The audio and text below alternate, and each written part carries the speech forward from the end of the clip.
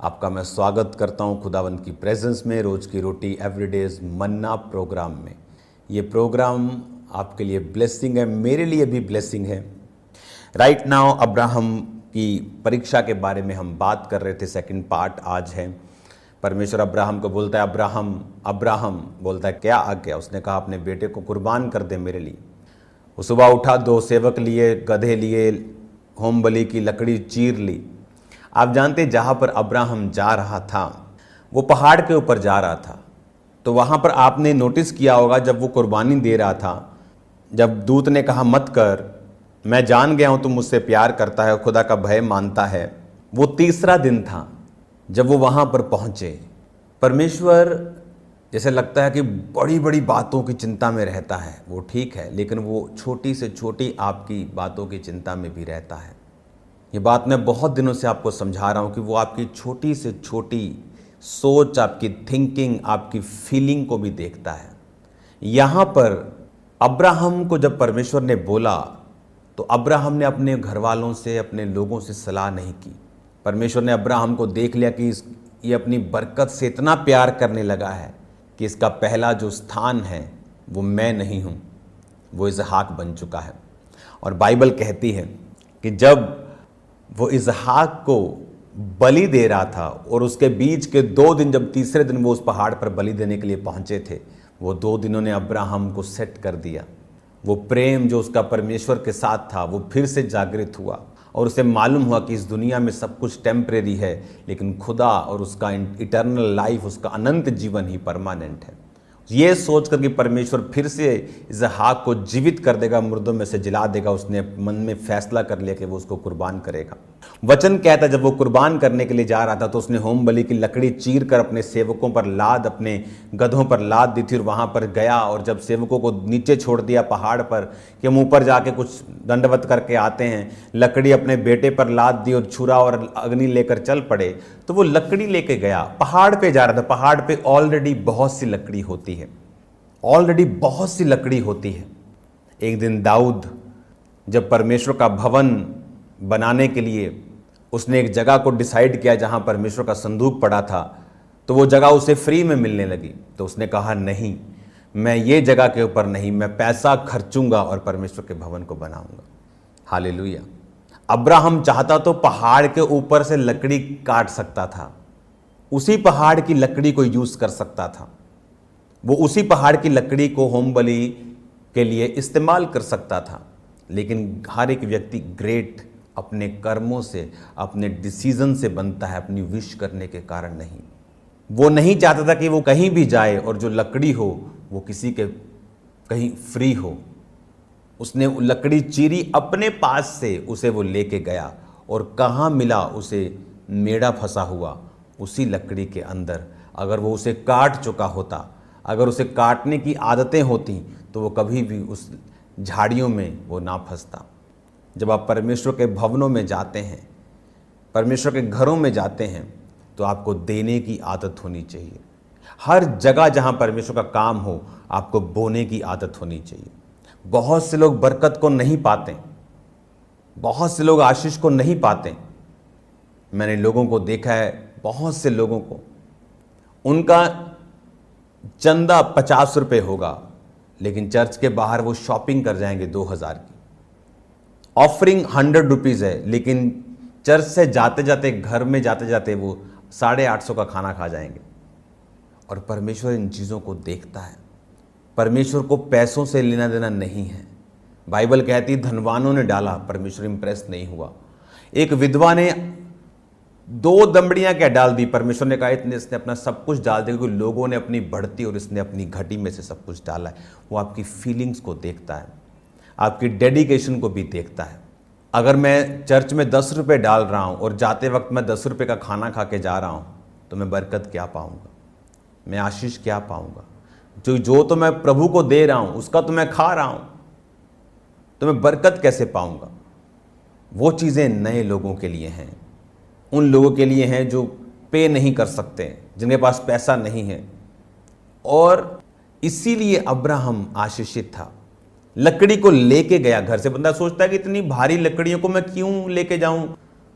एक भेड़ को कुर्बान करते जब होम बलि की लकड़ी को चाहिए तो लकड़ी भी कोई 20-30 किलो लकड़ी में काम नहीं चलेगा। 1 क्विंटल लकड़ी चाहिए होगी, उससे भी ज़्यादा चाहिए होगी, लेकिन इतनी लकड़ी चाहिए तो भी वो अपने घर से लेके जा रहे हैं। लाइफ आत्मिक है। आपने गिनती की पुस्तक में देखा कि एप्रेम छोटा होने के बावजूद 40,000 गिनती आई, मनश्शे बड़ा होने के बावजूद 32,000 थी, क्योंकि उनके ऊपर याकूब के द्वारा ब्लेसिंग को रिलीज किया गया था।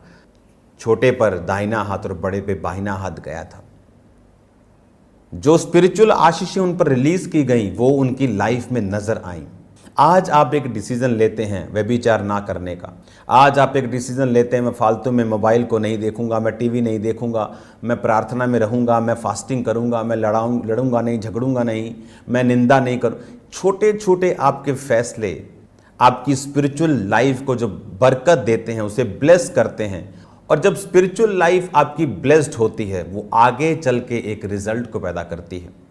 और वो रिजल्ट शायद तब नजर ना आए जब एक व्यक्ति को परमेश्वर ने स्पिरिचुअली ब्लेस किया, क्योंकि वो परमेश्वर के पीछे चल रहा है।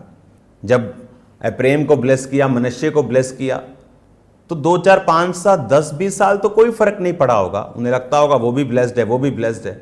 लेकिन जैसे जैसे समय निकलता गया, एप्रेम ने स्पीड पकड़ी।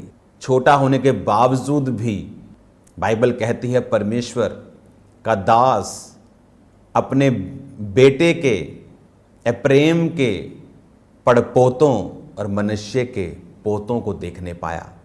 वो फर्क बनना शुरू हुआ कुछ ही सालों में, और होता होता फर्क हजारों का हो गया। लाइफ स्पिरिचुअल है। आज आप जो चीज़ें कर रहे हैं, जो सही फैसले आप ले रहे हैं, वो किसी भी चीज़ का हो, वो प्रेयर का हो, वो बाइबल रीडिंग का हो, वो चर्च में जाने का हो सकता है आज जब दूसरे लोगों के साथ आप अपनी लाइफ को कंपेयर करें तो आपको कोई फ़र्क नज़र ना आए, लेकिन वो फ़र्क पड़ेगा जब स्पिरिचुअल ब्लेसिंग्स को आपकी लाइफ के ऊपर चर्च में रिलीज़ किया जाता है, जब आपके ऊपर बोला जाता है। तो शायद अभी शारीरिक कंडीशन आपकी ना बदली हो, दूसरे लोगों के समान ही हो, लेकिन एक समय आएगा जब बदलाव शुरू होगा, और जब वो बदलाव शुरू होगा आप सेम नहीं होंगे। आपको लाइफ स्पिरिचुअल रीति के साथ चलानी है। आमीन। और आप फिर देखेंगे किस तरह से परमेश्वर की आत्मा ने आपकी ज़िंदगी में काम किया है। वो आपकी लाइफ की छोटी से छोटी चीज़ों को जांचता और परखता और आपको कंट्रोल करता है। याकूब के 12 बेटे थे, उनमें यूसुफ भी नहीं था, क्योंकि यूसुफ के दोनों पुत्रों को उसने गोत्रों में ले लिया था, एप्रेम और मनश्शे। एप्रेम का नाम पहले आता है, चाहे वो छोटा था, क्योंकि परमेश्वर ने उस पर ब्लेसिंग्स को रिलीज किया था।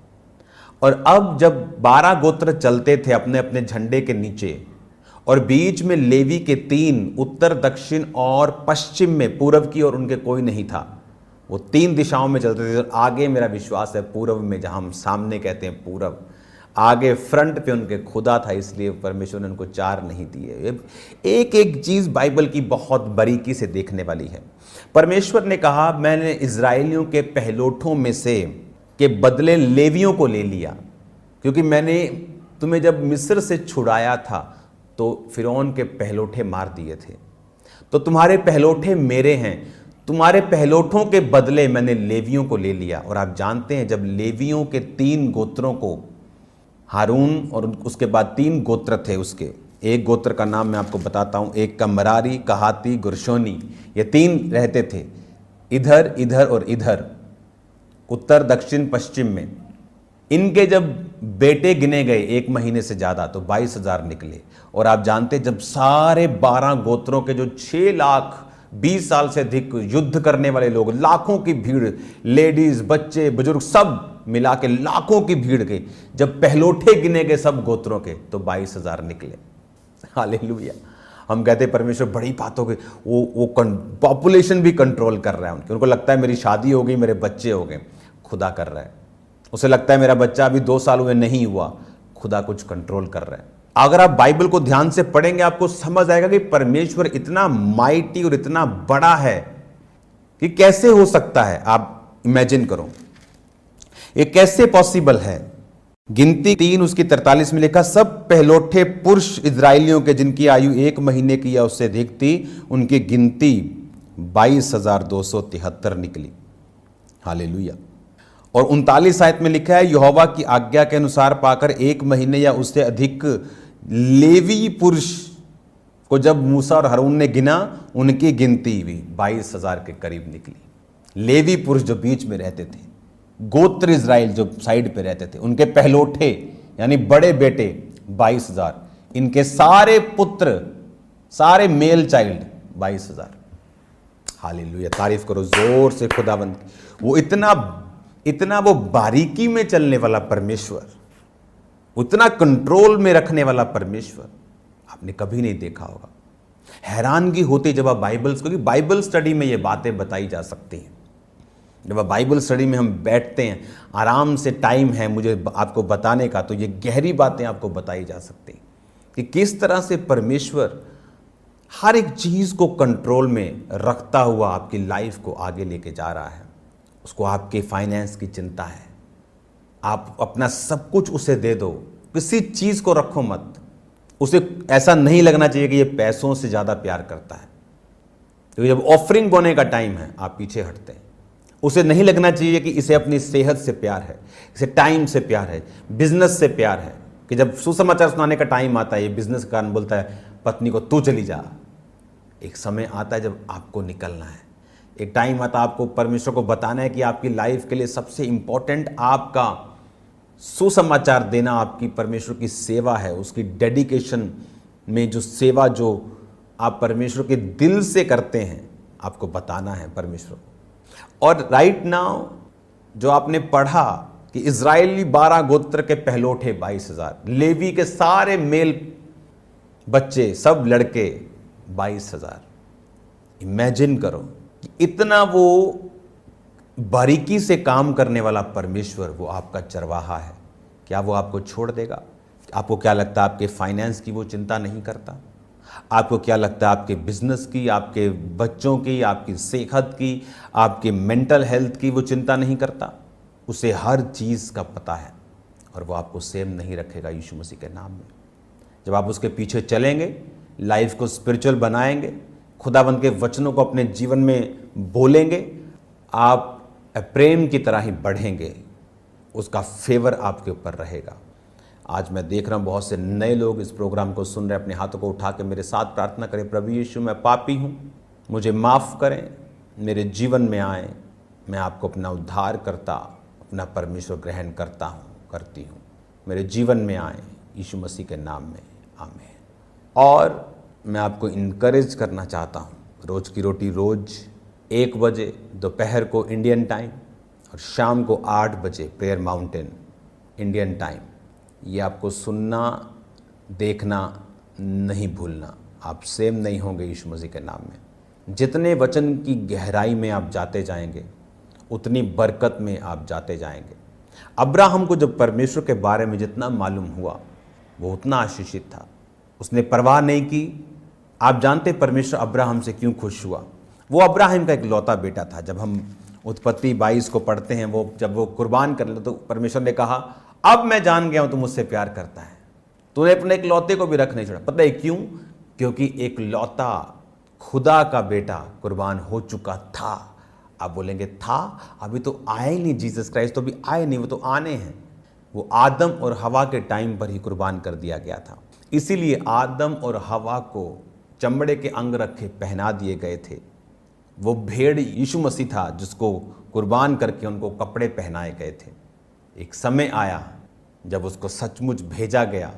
वो कुर्बानी जो आदम और हवा के नंगेपन को ढांक दिया था, अब वो रियल में धरती के ऊपर उस कुर्बानी के कारण आज मेरी और आपकी अधार्मिकता को और पापों को ढांप दिया गया।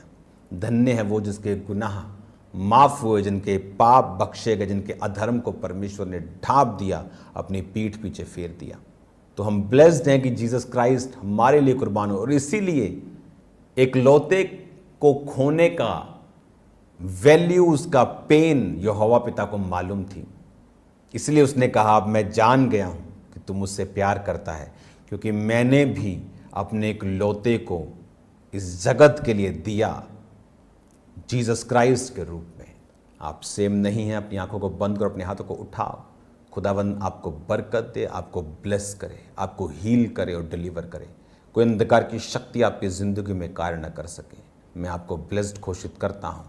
प्रभु यीशु मसीह के पवित्र और सामर्थ्य नाम में चंगाई की घोषणा करता हूँ आपकी लाइफ के ऊपर, आपकी डेस्टिनी के ऊपर, आपके फाइनेंस के ऊपर, प्रभु यीशु मसीह के नाम में। आमीन।